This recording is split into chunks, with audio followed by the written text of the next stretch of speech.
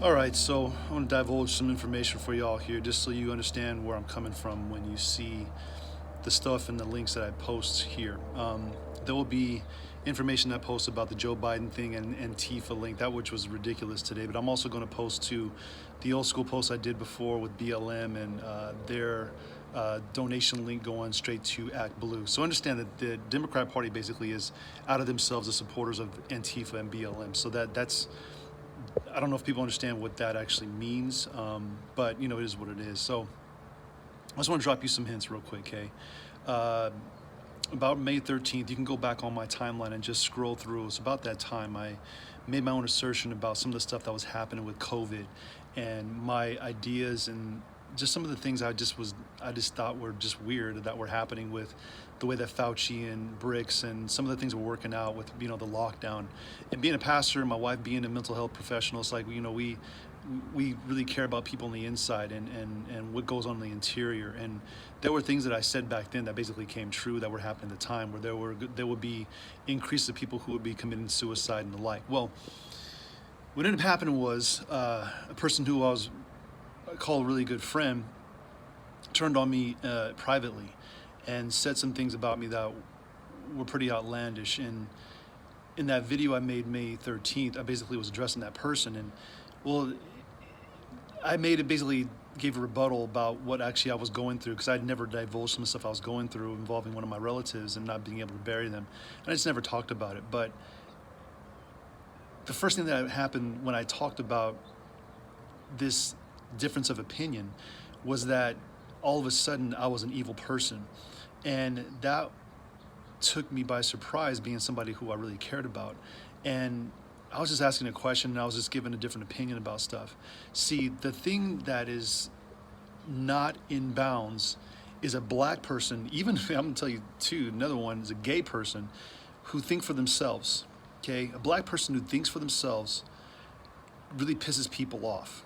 And that's weird to me, because to have friends that, really turn on me specifically has not been a fun thing. In fact, it's pretty hurtful, in reality. But it doesn't really, like I said before, hate changes people, and it doesn't really change me. It changes the person who's being so hateful.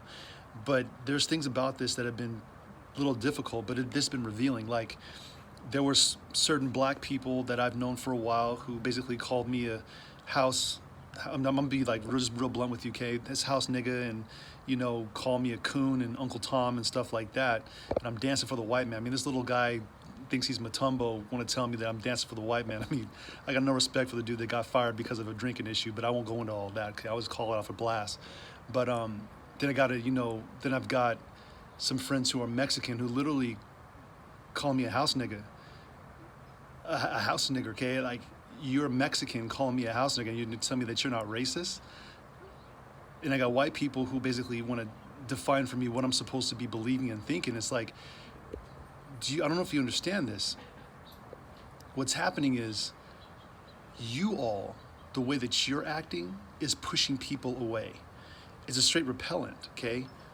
The hate that you're showing, despite how, the differences of opinion, people can have a difference of opinion politically, but to call me, a black dude, a nigger, a house nigger, and for you, a black person, to call me a coon and dancing for the white man, and for you as a white person to think that you own my opinions, you're pushing black people, you're pushing Mexicans, you're pushing gay people, you're pushing everybody away from you. You are acting as the repellent. And I'm gonna be real with you, Kay. I can accept an apology. I don't need to. I don't carry that kind of hate in me, because that's straight hate. So if these people, they want to apologize, I'm cool. Okay, we can go back to being straight. But if it's too much of a pride issue, that's your issue. Okay, that's nothing to do with me. And you can hate anybody you want to politically, but if it comes out like that, where you're calling me a straight nigger, okay, and a house nigger and a coon, and you've got the issue, not me. Despite what you think about Donald J. Trump, and I'm gonna get into that in a minute here. Despite all the things that are happening right now, I'm gonna be real with you, the hate is what led me to my own decisions, okay, about walking away. The hate is what actually really drove me to make the decision, like, I don't wanna be a part of that. This isn't about Trump being totally good. I mean, come on, please, okay? The issue is that y'all are being so hateful. Y'all are being so hateful, and the repellent, it's off-putting. And like, I don't want to be like that with people or attack people, friends or the like. I don't want that coming out of me for someone that has a difference of opinion politically at all. Like, that's just not cool. Like, that's not what I'm about. But if that's what you're about, that's your decision. But you're repelling people. And you have the decision in your heart to really talk about that and get that out, because it's coming out in a way where you're literally calling me a nigger, okay? I mean, like what is that all about? And we're supposed to be friends for years? That says something about you. It doesn't say anything about me. It says something about you. And that's something that I said before. Hate changes you. It doesn't change who other people are. It changes you. You become hate. You become the freaking Darth Vader and crap like that. So this is what I want to do here, okay? I'm actually going to copy onto this post my actual walk-away story, and I'm gonna tell you, these are the things that I do. I've listened to certain people on the radio. I watch certain news channels, and then it's like I stopped watching where the hate was coming from, and I just wanted to look up like what's really happening in the world. And this is the deal, okay? Folks are tuning into these so-called alternative news media sources because they see the hate coming out of the mainstream, the CNNs, the MSNBCs. They see it coming from the Wall Street. I mean, the Wall Street Journal is literally just a joke now. So the New York Times. And so it's like ABC, CBS, NBC, MSNBC. I mean, they're really becoming a joke. And they're trying to say that they have no political bias when literally they are spewing this stuff out, and they're calling everybody else state media. I mean, come on, please. And this is the deal, okay? Rush Limbaugh's, his listenership is gone through the freaking roof. Why do you think Tucker Carlson's viewership is going through the roof right now? Because people are looking just for the truth. I'm a 44-year-old black guy, and I can make up my own damn decision how I want to make up my own decision. I don't need nobody telling me I'm a freaking nigger because I make up my own damn decision. I don't need that. What I do need is people to respect that I have a different opinion.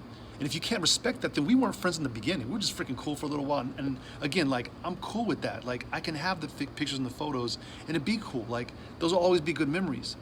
But right now it's like, okay, I see for what it is. Maybe it's something different. Maybe you made a mistake and you can come back and apologize for it. But if you decide to not, that's your deal, okay?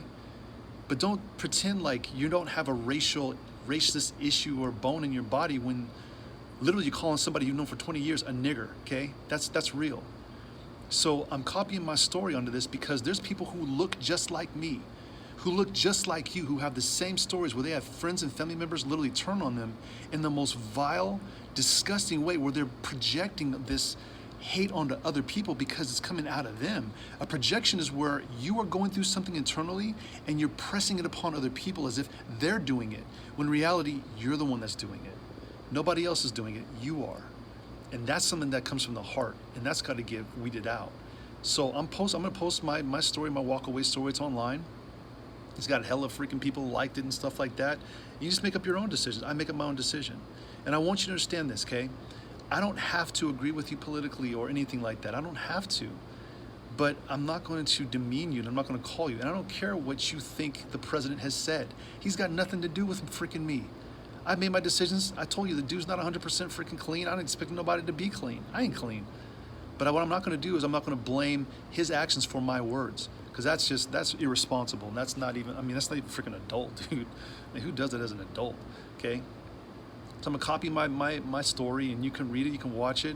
Maybe you might even freaking be a part of it one day. Maybe you're thinking to yourself, like, literally, I don't want to be hateful either, because I'm receiving a gang of love up in there, and these people don't even freaking know me. But what's happening is the people that do know me are turning on me and are saying things about me that are completely not true. I don't care if you like Joe Biden or freaking Kamala Harris. I don't like Kamala Harris because I know what she was about when she was in the Bay Area. So no, I'm not, and I've not said nothing else about her, okay? I know about her because I'm from the freaking Bay. I grew up in San Jose, in Southeast Side, okay? And also EPA. These are places I come from. I know the damn Bay. So I can tell you firsthand what it was like and understand who she was. Anyway, I'm just gonna get off of it right now, okay? Understand this. People are like me who are sitting on the couch, who look at this stuff and they're like being called things, being named things by people who are supposedly intellectually honest, aren't turning out to be that way, and it's terribly disappointing.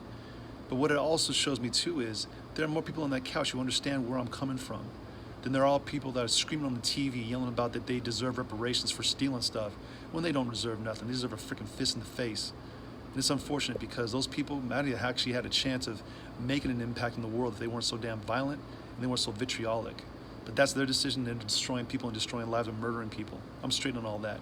And so are so many people on the couch, because there's more people like this on the couch than there are on the dang TV who think that they're entitled to something. Take care of yourselves. Pray for me, because I'm just freaking lit right now, okay?